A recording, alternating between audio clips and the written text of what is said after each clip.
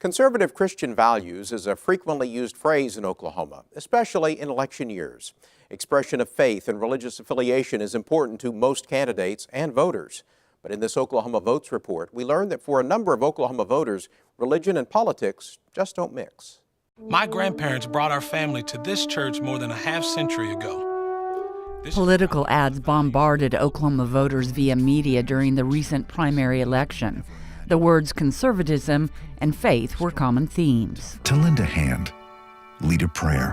Broken bread together, prayed together, and worked together for the conservative cause. As Oklahoma Speaker, But conservative Christian values have no political influence on a number of Oklahoma voters. And many feel they must keep their views about religion and politics hidden from the mainstream.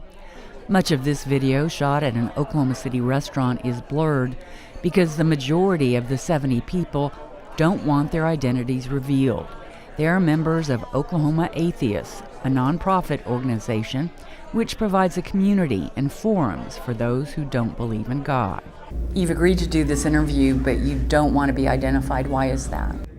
Because the state is 92+% Christian, and there's a great deal of misunderstanding about atheism and hostility, or hostility is probably the best word I can come up with. Mike is a public accountant who serves as the group's treasurer. Another unidentified member is a graphic designer we're calling Tony. But it's a feeling that you know that you can't come out, you can't talk to people about this topic because people get very offended very quickly.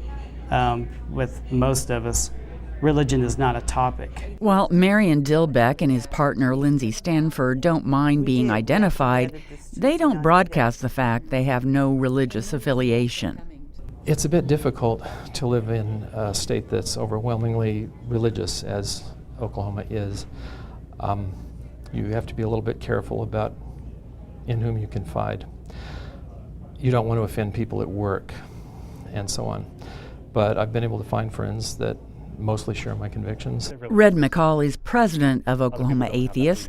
He says members include Republicans and Democrats, as well as people from all walks of life. So we have a lot of different people that are in the group, whether they're old or young or gay or straight or black, white, men, women.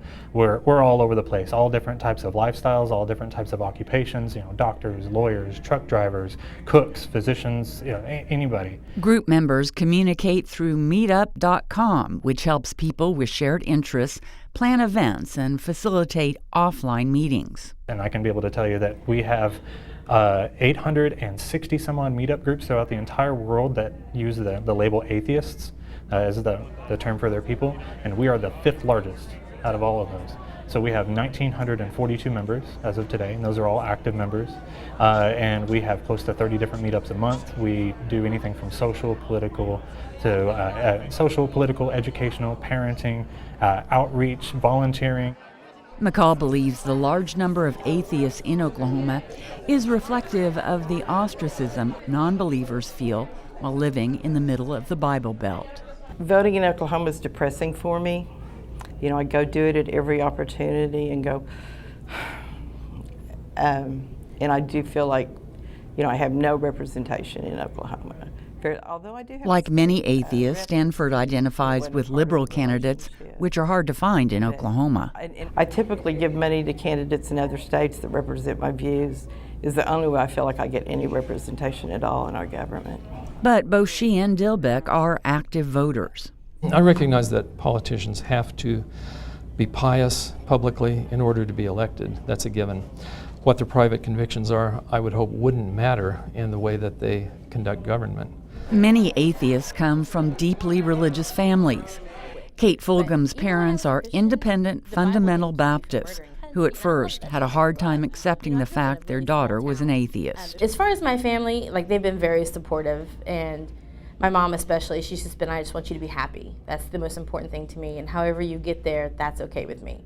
And I love her for that. That's amazing. And that is huge coming from the background that I grew up in, because we were taught to ostracize people like me.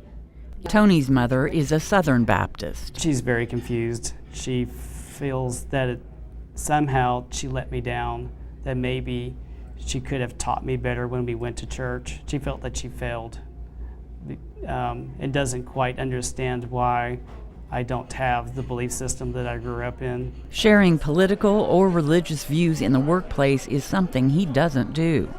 I'm worried about losing my job.